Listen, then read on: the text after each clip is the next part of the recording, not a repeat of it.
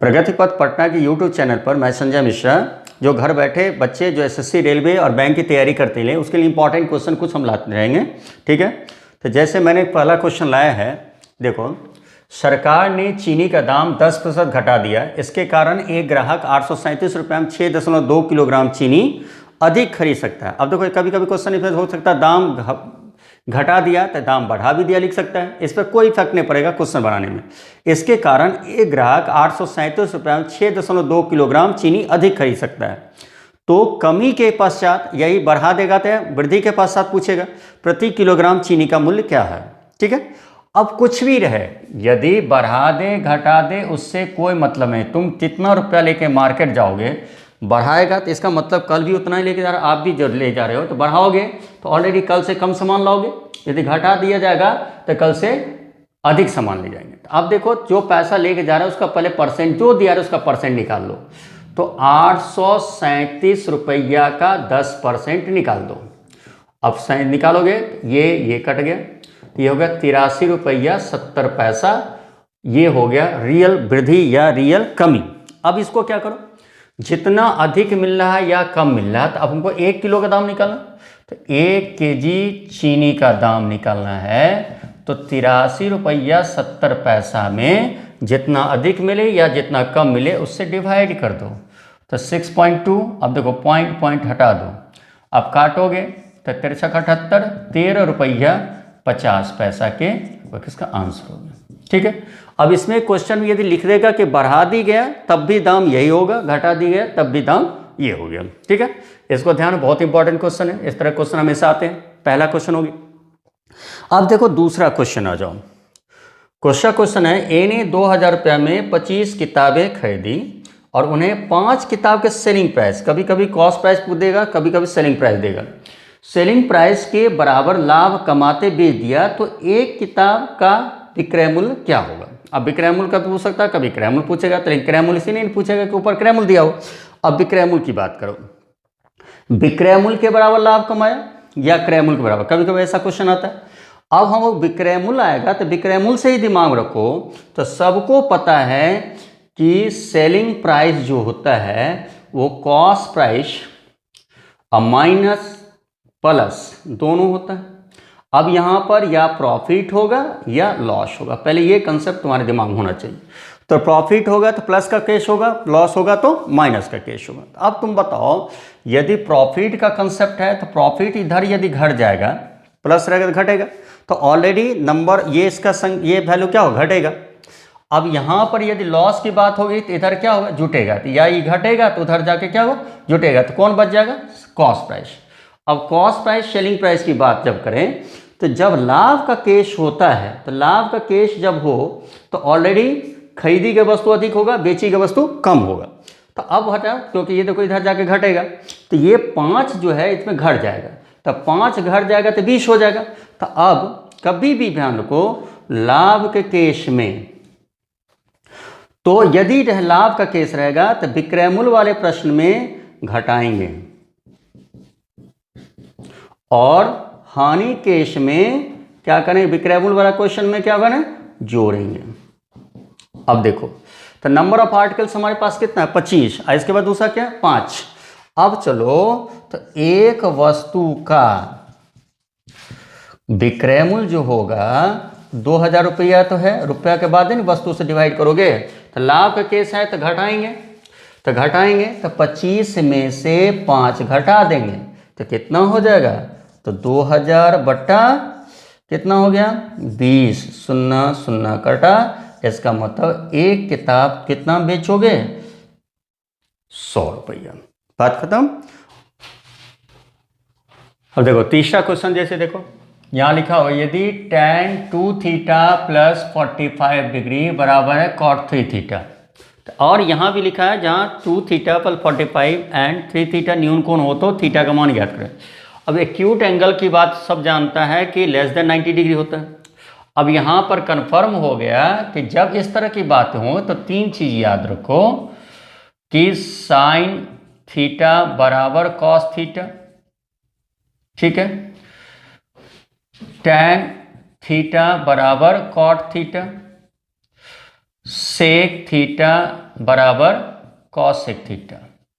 जब भी बराबर चीज हो, यहाँ हो सकता है यहाँ थीटा 1 तो यहाँ थीटा 2 हो सकता है, या थीटा 1 तो थीटा 2 हो सकता है, थीटा 1 थीटा 2 होगा।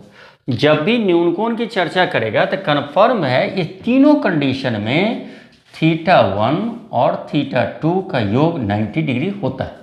ठीक है, अब आ जाओ क्वेश्चन के हिसाब से लोगे तो यहाँ दिया है, क्या दिया, tan 2 थीटा प्लस 45 डिग्री बराबर cot 3 थीटा। तो ये हो गया मेरा थीटा 1, ये हो गया थीटा 2। अब इसको जोड़ दो, 2 थीटा प्लस 45 बराबर जोड़ 3 थीटा बराबर है 90 डिग्री, तब 5 थीटा हो गया। अब यहाँ पर 5 थीटा होगा तो 45 उधर चला जाएगा तो 45 हो जाएगा, तो थीटा का मान कितना होगा, 9 डिग्री। ठीक, तो तुम्हारा थीटा का मान हो गया 9 डिग्री। तो पहला तीसरा क्वेश्चन हमारा खत्म हो गया। ठीक है, अब दूसरा अगला क्वेश्चन देखो।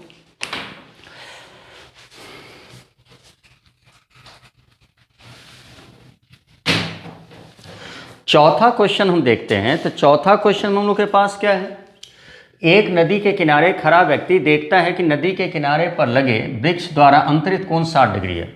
जब वह किनारे से 36 मीटर पीछे आता है तो वह देखता है कि कोण 30 डिग्री हो जाता है। तो नदी का चौड़ाई ज्ञात करें। तो पहला बात, ये तो हाइट एंड डिस्टेंस का क्वेश्चन है। तो दो चीज़ तुमको याद रखना है, हाइट एंड डिस्टेंस से मैक्सिमम क्वेश्चन आपको राइट एंगल से रिलेट करता है। तो राइट एंगल में आपको एक तो 90 फिक्स है, तो एक आपका यदि 30 होगा तो दूसरा 60 हो सकता है, या समद्विबाहु समकोण त्रिभुज होगा तो कन्फर्म है, ये तो कन्फर्म 90 डिग्री होगा, तो 45। अब ये याद रखना है कि 45 है का मतलब दोनों बराबर है। तो दोनों बराबर, यदि यूनिट वैल्यू इसका लें तो ये भी यूनिट वैल्यू होगा, तो दोनों बराबर हो गया। तो ये हो जाएगा 1 स्क्वायर प्लस 1 स्क्वायर, तो ये होगा आपका √2। अब सब जानते हैं कि ट्रिगोमेट्रिकल फॉर्मेट जिसके सामने जो रहता है उसका वैल्यू, तो 45 सामने 1, 45 सामने 1, तो 90 के सामने √2। अब चलो 30, यदि यूनिट वैल्यू हम इसको 1 माने तो कन्फर्म है, यहाँ से यहाँ हो गए, फिर यहाँ से यहाँ हो गए। तो अब यहाँ पर थोड़ा सा आ जाओ tan में, तो tan थीटा, tan 30 की बात करो यदि, तो tan 30 का मान होता है 1/√3। तो ये सब जानता है, ये होता है P, ये होता है B। ठीक, तो अब यहाँ पर P और B की बात करो तो इसके हिसाब से, थीटा के हिसाब से मेरा P ये हो गया, ये आपका B, ये √3 हो गया। अब इधर जब चलेंगे तो 1 स्क्वायर प्लस √3 स्क्वायर, तो 3 1 4, तो वैल्यू क्या होगा 2। इसको ध्यान रखना है जितना भी आपका हाइट एंड डिस्टेंस का फॉर्मेट है उसमें। अब कहता है एक नदी के किनारे खड़ा व्यक्ति देखता है कि नदी के किनारे पर लगे वृक्ष द्वारा अंतरित कोण 60 डिग्री है। तो मान लो ये वृक्ष है, यहाँ से आओगे तो ये 60 डिग्री, अब 60 होगा तो ये तो 90 फिक्स है, तो 60 होगा तो कन्फर्म ये 30 होगा। तो अभी हम बताया है तो 60 30 है तो सामने वाला 1 होगा, 1, और 60 है तो ये होगा √3। अब देखो क्या कहता है, 36 मीटर पीछे जाओ, तो तुम यहाँ से पीछे चले जाओ 36 मीटर, उससे कोई मतलब नहीं। अब एंगल तुम्हारा क्या हो गया 30 डिग्री, लेकिन 30 के हिसाब से देखा जाए तो 30 के सामने वाला होना चाहिए 1, लेकिन यहाँ √3 है, और तब ये 30 होगा तो ऑलरेडी ये क्या होगा 60 होगा। ठीक, तो अब तुम क्या करो, इसको क्या करो, ये 30 को 1 को तुम 30 बनाए तो 1 से गुना किया तो √3। अब यहाँ पर क्या होगा 60 है तो 60 के हिसाब से 3 होना चाहिए, तो √3 को √3 से मल्टीप्लाई कर दो तो क्या होगा 3, तो 1 यहाँ और 2 यहाँ। अब टोटल बोलो, तो कहता नदी की चौड़ाई, तो नदी की चौड़ाई तो मेरे पास क्या है 1 होगा। अब कितना मीटर पीछे हम गए थे 36 मीटर, तो 2 का वैल्यू यदि 36 होगा तो 1 का वैल्यू कितना होगा 18 होगा, ये होगी चौड़ाई। फिर एक बार समझ लो, मेन ये कंसेप्ट को दिमाग में रखना है, तो सब हाइट एंड डिस्टेंस एक लाइन में खत्म हो जाएगा। 60 सामने √3, 30 के सामने 1। पहले तुम्हारा फिगर था ये पार्ट, तो ये पार्ट था तुम्हें 60 था तो कन्फर्म 30, तो 30 के सामने वाला 1, 60 के सामने वाला √3। अब आओ 30 के सामने वाला 1 होना चाहिए और 60 के सामने √3 होना चाहिए, तो 1 √3 गुना हो गया, तो √3 गुना हो जाएगा तो 3 हो जाएगा, तो टोटल डिस्टेंस हो गया कितना 3। 3 में पहले से हमारे पास 1 है तो कन्फर्म हो गया 2, और 2 का वैल्यू यहाँ पर क्या है 36 है, तो इसलिए 1 का वैल्यू कितना होगा 18। ठीक है, तीसरा क्वेश्चन देखो।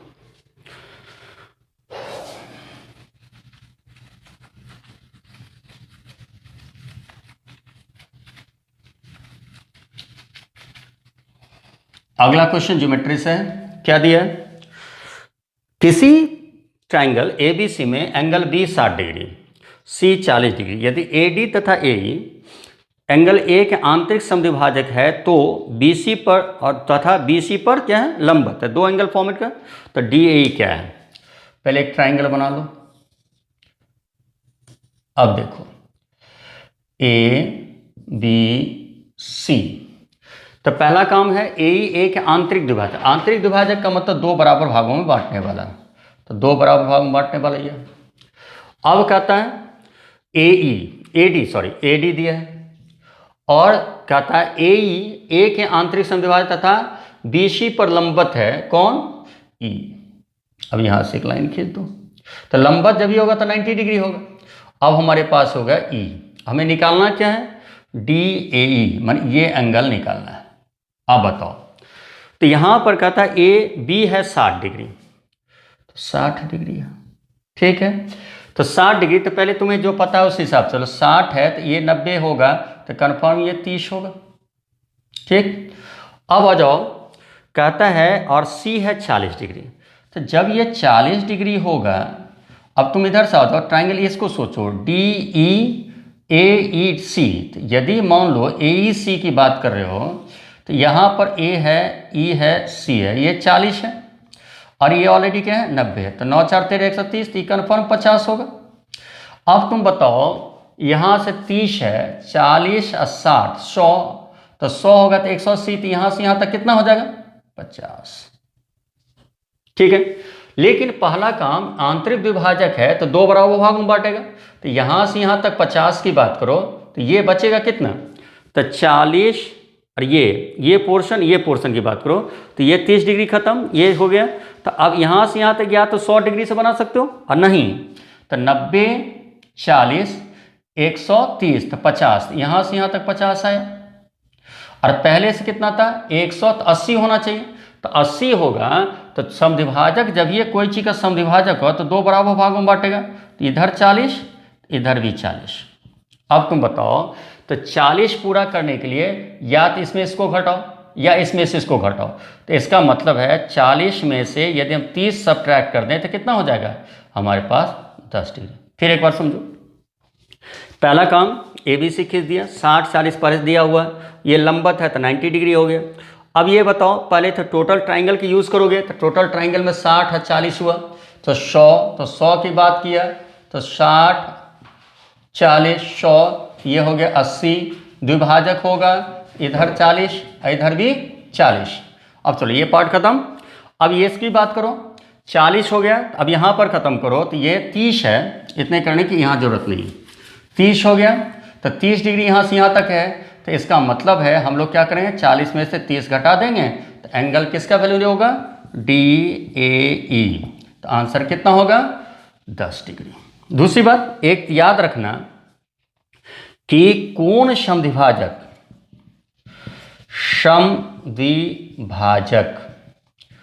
एवं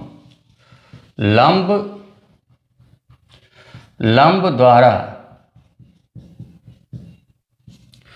बना कोण शेष दो कोणों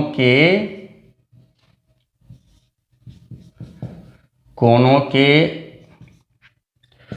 अंतर का आधा होता है, ये याद रखना। तो बनाने की जरूरत नहीं पड़ेगा। तो जैसे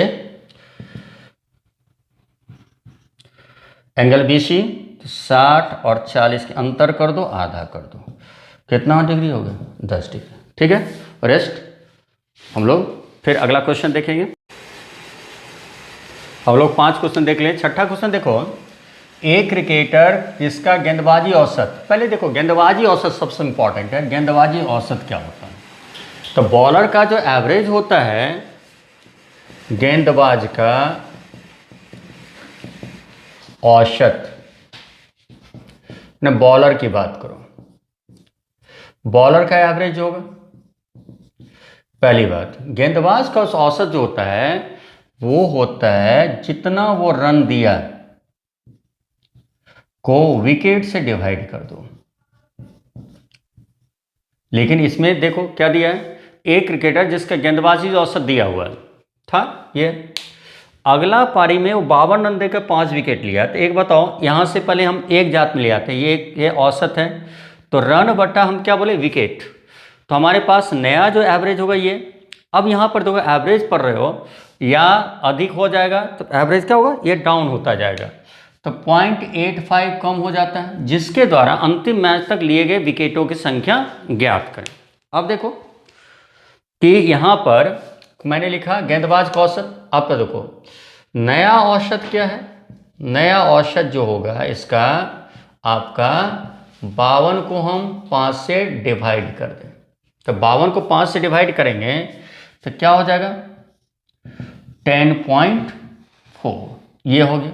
अब देखो एक जात, ये एक जात, ये दूसरा, ये 0.85 हो जाएगा, तो 0.85 घट जाएगा तो 24.85 हो जाएगा, तो इसका मतलब उसमें से 0.85 घट जाएगा तो कितना हो जाएगा 24। तो अब सब जानता है कि यदि हम इसको एलिगेशन फॉर्मेट में ले जाएं तो पहले, ठीक है, नया क्या हुआ, तो पहले एवरेज था 24.85, ठीक है, अब नया क्या हो गया 10.4, अब बताओ 0.85 इससे सब्ट्रैक्ट कर दोगे तो क्या हो जाएगा ये 24.85 से 0.85 घटा दो, सॉरी, तो ये होगा 24। अब इस दोनों को सबको घटा दो, ये तो सब जानता है कोना कोनी घटता है, तो इसमें से 10 रुपया घटेगा 14 रुपया में 40 पैसा और घट जाएगा, तो 13 रुपया 60 पैसा 13.6 हो जाएगा। और इसमें से एक घटेगा तो क्या होगा 0.85 हो जाएगा, पॉइंट हटा दें तो एक उधर करने के लिए यहाँ 0 देंगे, अब 5 से काट दो, 5 से काटोगे तो 5 दूना 10, 7 पच्चे 35, 5 दूना 10, 272। अब यहाँ से काटोगे तो 17। अब देखो यहाँ पर क्वेश्चन की बात करें तो उसके द्वारा अंतिम मैच तक लिए गए विकेटों की संख्या क्या थी, तो हमारा कहना है कि यहाँ से हमने कितना आया, तो 5 विकेट अंतिम मैच में लिए, तो टोटल यहाँ पर जो शो कर रहा है कितना शो कर रहा है 17, यहाँ क्या शो कर रहा है 272, तो टोटल यदि हम जोड़ दें तो मेरे पास क्या होगा 7 2 9, 7 1 8 और 2 289, तो 289 इसके द्वारा अंतिम मैच तक लिए गए विकेटों की संख्या, तो 17 का वैल्यू 5 विकेट हुआ, तो 17 का वैल्यू हो गया 5 विकेट, तो हमारे पास 289 का वैल्यू क्या होगा, तो 5/17 गुने 289, यहाँ से काटो 17, तो टोटल कितना विकेट लिया है वो 85। फिर एक बार समझो, पहले तो ये तुम्हें जानना जरूरत, गेंदबाज का औसत होता है, बॉलर का एवरेज होता है रन बटा विकेट, तो नया औसत जो बनाओगे तो नया औसत क्या होगा, जो 52 रन देकर 5 विकेट लिया था नया औसत हुआ 10.4, तो पहले तुम्हारा था 24.85, 10.4, यदि घटा इसमें घटा दिया 24, तो रिजल्टेंट मेरे आया 272/17, तो ये नया बनाया तो वो तो मैं 5 विकेट के बारे में लिखा, तो 17 और 5, लेकिन यहाँ पर कह रहा है उसके द्वारा अंतिम मैच तक, तो अंतिम मैच में तो ये भी शामिल करोगे इसलिए दोनों जोड़ दिया, तो 17 का वैल्यू 5 विकेट, तो 289 की वैल्यू कितना होगा 85 विकेट। अब चलो नेक्स्ट क्वेश्चन देखो, नेक्स्ट क्वेश्चन हम लोग के पास है आपका, एक बर्तन में क्या दिया है, एक बर्तन में A और B 7.5 अनुपात में है, अब कहता है 9 लीटर मिश्रण को निकालकर B द्वारा भर दिया जाता है, A और B का अनुपात 1:1 हो जाता है, ठीक। अब देखो तो A की शुरुआती मात्रा कितनी थी, अब तुम्हें यह समझना होगा कि पहला काम ध्यान रखो, निकालना कोई चीज़, जैसे एक बाल्टी शरबत बनाए तो एक बाल्टी शरबत बनाए तो जितना मिठास पूरे बाल्टी में, यदि हम गिलास के गिलास बांटते चले जाए तो अंतिम तक भी मिठास वही रहेगा, तो हटाने पर ना रेशियो बदलता है ना परसेंटेज, किसी का कंसंट्रेशन नहीं बदलता है। तो पहला काम हमको देखना है कि पहले की बात करें A और B, अभी मात्रा से मतलब नहीं कंसंट्रेशन 7.5, तो रेशियो तो सबसे छोटा पार्ट होता है। अब का तो 9 लीटर मिलाने पर हो जाता 1:1। अब चलो अब आ जाओ ए और बी के वैल्यू 1:1 माने बराबर हो जाता है। ठीक है, तो अब एक बात बताओ, तो मैंने कहा क्या मिला रहे हो, बी। यदि मान लो यदि शरबत में चीनी मिलाता तो मिठास बढ़ते जाएगा, तो उसी तरह बी बढ़ाता तो बी को क्या होना, बदलना चाहिए, लेकिन ए को तो बदलना नहीं चाहिए। तो ए को बदलना नहीं चाहिए तो ऊपर क्या है 7। तो अब इसको 7 बनाने के लिए हम क्या करेंगे, 7 से इसको मल्टीप्लाई करें। तो मैथ का नियम है, इसमें 7 से मल्टीप्लाई करो तो इसमें भी 7 से मल्टीप्लाई करो। अब देखो जब इसको चेंज किया तो मेरे पास यह एक बात ये भी दिया कि हटाया उतना ही मिला है, तो इसका मात्रा तो नहीं बदलेगा। तो अब बताओ ये 5 से 7 हुआ तो मात्रा बढ़ा कितना, 2 बढ़ा। तो 2 किसको बढ़ाया, बी को। तो 2 बराबर जब हमारे पास आपका 9 लीटर होगा तो ये दोनों टोटल वैल्यू कितना हो, 14। तो 14 हो जाएगा, तो 9/2 गुने 14। अब 9 सत्ते 63। यदि मुझे यहाँ ये ना देखकर, एक ही बात नहीं, यदि कहता है कि बताइए कि बर्तन की क्षमता क्या है, तो एक आंसर मेरा होगा 63 लीटर। लेकिन मेरे पास ये नहीं पूछ रहा है, हमें पूछा जा रहा है कि ए की मात्रा क्या शुरुआत में था। तो पहले जो था ए और बी किस रेशियो में था, 7:5 में। तो ए की मात्रा पहले क्या हो जाएगा आपका, 63 को हम 7/12 से डिवाइड कर दें। ठीक है, अब 12 से डिवाइड करेंगे तो 4 तिया 12, 21, 7 147/4 हो जाएगा। तो 4 तिया 12 बचा कितना, 2 7, 6 चौका 24, 3/4। इसका मतलब 36.3/4 क्या हो जाएगा, दूसरा प्रश्न का माने 7वां नंबर क्वेश्चन का आंसर हो जाएगा। ठीक है, नेक्स्ट आओ।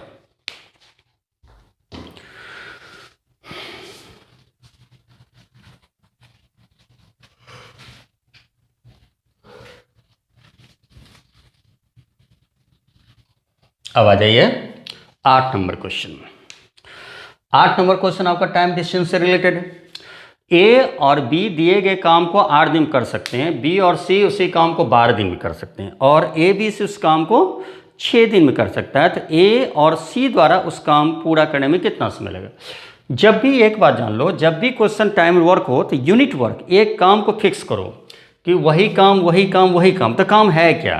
तो जब भी इस तरह का क्वेश्चन हो, तो जैसे मेरे पास है ए और बी, तो इसका टाइमिंग दिया है, कितना दिया है 8, और बी और सी का कितना दिया टाइमिंग 12।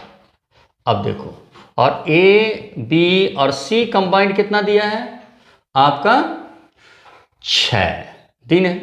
तो कन्फर्म आदमी बढ़ता जाएगा, समय तो घटता जाएगा, लेकिन सबका एफिशिएंसी अलग अलग होता है। तो इसका समय का क्या करो, एलसीएम फॉर्म करो या इसका गुना ले लो। तो 8 12 6 का एलसीएम हो सकता है कितना, 24। ये हो गया तुम्हारा काम। अब काम के हिसाब से 24 पूरा करने में हर एक को 3 काम करना पड़ेगा, 24 पूरा करने में हर एक को कितना काम करना पड़ेगा, कंबाइंड 2 काम करना पड़ेगा, और 24 पूरा करने में इस करे तीनों को मिलकर 4 काम करना पड़ेगा। अब देखो ये जैसा हुआ, तो अब तुमको हम ये बता रहे हैं हमें निकालना क्या है। ए और सी मिलकर कर रहा है, तो हमारा कहना है कि ए निकालने के लिए हमारे पास ए है, बी है, सी है, तो सी निकालने के लिए ए बी हटाना पड़ेगा। तो ए बी का कितना काम है 3, तो सी का काम, तो 4 काम 3 काम घटा तो 1 काम करेगा।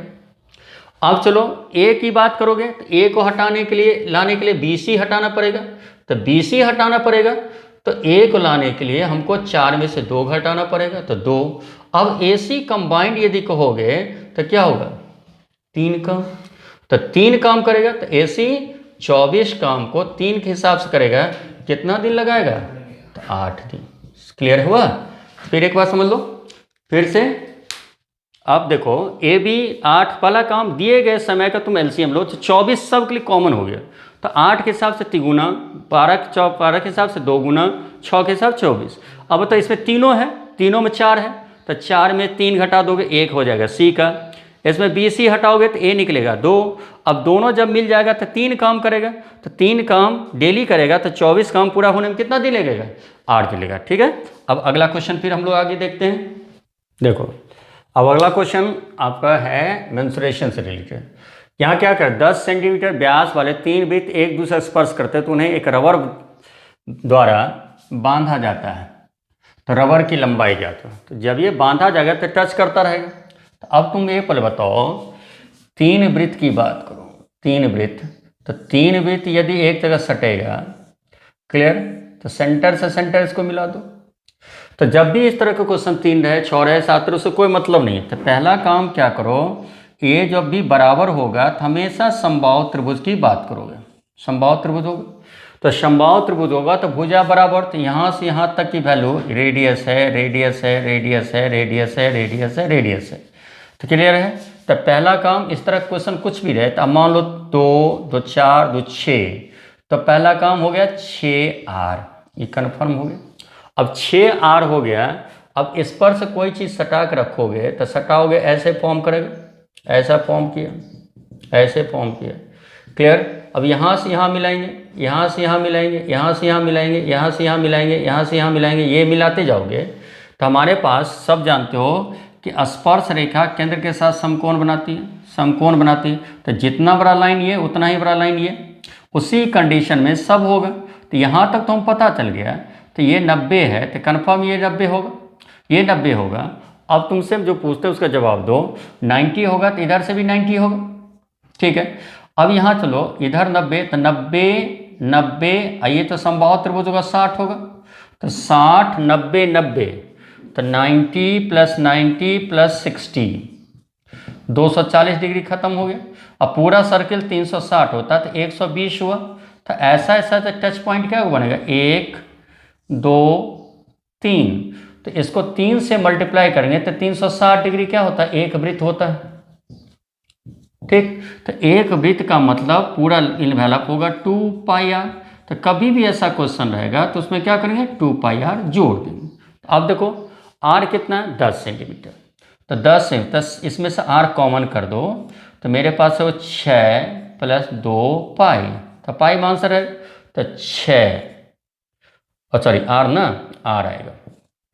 तो r कितना है, 10, 6 + 2π। अब तो इसका आंसर होगा 60 + 20π, योर आंसर, ठीक है। ये हो गया तुम्हारा 9 नंबर क्वेश्चन। आज का लास्ट क्वेश्चन में हम लोग देख रहे हैं, एक बस टर्मिनल से प्रत्येक 10 मिनट के अंतराल पर 20 किलोमीटर प्रति घंटा की चाल से बसें छूटती हैं। विपरीत दिशा से बस टर्मिनल की ओर आने वाले एक व्यक्ति को ये बसें 8 मिनट के अंतराल पर मिलती है, तो व्यक्ति की चाल बताएं। अब देखो, जैसे मान लो, अब इसको थोड़ा सा दिमाग लो, जैसे मान लो ये क्वेश्चन बना रहे हो कि मान लो एक चौराहा पर तुम खड़ा है, अब बस को भी ड्रॉप कर दो। तो चौराहा पर खड़ा है, तो जैसे मान लो यहाँ पर तुम खड़ा है, मान लो गांधी मैदान में खड़ा है। अब तुमको स्टेशन जाना है, तो कोई मान लो टेम्पो आ रही है, कहाँ से, पटना सिटी से आ रही है।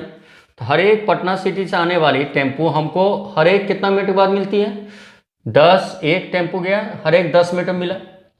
अब सब हमेशा भरा रहता है, तो तुम सोचा कि देखो यहाँ गांधी मैदान नहीं बैठ के हम तो अशोक राजपथ पे थोड़ा सा रिटर्न होते हैं, जहाँ जिधर टेम्पो मिलते हैं, जहाँ जगह मिलेगा बैठ जाएंगे। तो अब तुम बढ़ते गया, बढ़ते गया, बढ़ते गया, तुम्हारा क्या हुआ, अगला टेम्पो कहाँ मिला, 8 मिनट पर। अब तुम सोचो कि 8 मिनट पर मिलता है, यदि तुम यहाँ स्टैंड यहाँ खड़ा रहता तो यही टेम्पो तुमको मिलता कितना, 10 मिनट पर। अब 10 मिनट पर मिलता, अब तुम चलते रहा, चलता रहा, तो 8 मिनट तुम चला, तब तुमको टेम्पो मिला। तो यहाँ पर इस स्थान पर 8 मिनट पर मिला, और जहाँ तुम खड़ा था वो 10 मिनट पर मिला। तो तुम चला 8 मिनट तब टेम्पो मिला, लेकिन 10 मिनट पर टेम्पो मिलता है, इसका मतलब टेम्पो या बस को चलने में मात्र 2 मिनट लगता है, ठीक है। तो एक बताओ, जब दूरी बराबर ही है, तो दूरी बराबर है तो इधर तुम बस लिख दो, इधर तुम हो जाओ आदमी कर दो, ठीक। बराबर है इसलिए दूरी बराबर हो गया, तो बीच में बराबर चिन्ह दे दो। तो दूरी बराबर होता है चाल गुने समय। अब तो बस की चाल कितना दिया हुआ, 20 है, और उसको मात्र कितना समय लगा उस जगह पर आने में, 2 मिनट लगा। लेकिन तुम्हारा चाल क्या है, नहीं पता है, इसलिए तुम अपने चाल को x मान लो। कितना देर तुम चला, 8 मिनट चला, तो 8 से अब इसको काट दो, 4, ये हो गया 5। इसका मतलब आदमी किस स्पीड से चलता होगा, 5 किलोमीटर प्रति घंटा। फिर एक बार समझो, इसमें थोड़ा टेक्निकली सोचना पड़ेगा। कहता है तो हर एक 10 मिनट में हमको मिलता है 20 के सीट, इसको अभी ड्रॉप कर दो, इससे मतलब हमको नहीं है। हर एक टेम्पो 20 मिनट 10 मिनट में निकलना, 10 मिनट में, लेकिन भरा हुआ है, हम जिधर से आ रहे उधर की ओर चल दिया, तो अगला टेम्पो हमको 8 मिनट मिला। तो हमने 8 मिनट में चला, लेकिन इस स्थान पर रहते तो मात्र 2 मिनट पहुंच जाता बस। तो 2 मिनट में जो दूरी तय करेगा वही हम 8 मिनट तय करेंगे। तो दूरी बराबर करने के लिए 4 गुने समय, 4 गुने समय, तो फिर कितना स्पीड हो जाए, 5 किलोमीटर प्रति घंटा। ये फिर हम लोग क्या करेंगे, इसी तरह से 10-20 क्वेश्चन करके हमेशा देते रहेंगे, ताकि घर में बैठे तुम एसएससी की तैयारी करते रहो। यदि ऐसा लगता है कि ये चैनल पे हम पढ़ें तो इसे लाइक करें, ठीक है, और सब्सक्राइब करें और शेयर करते रहें। तब हमेशा हम क्वेश्चन डालते रहेंगे, ऐसे बताते रहेंगे तुम लोग।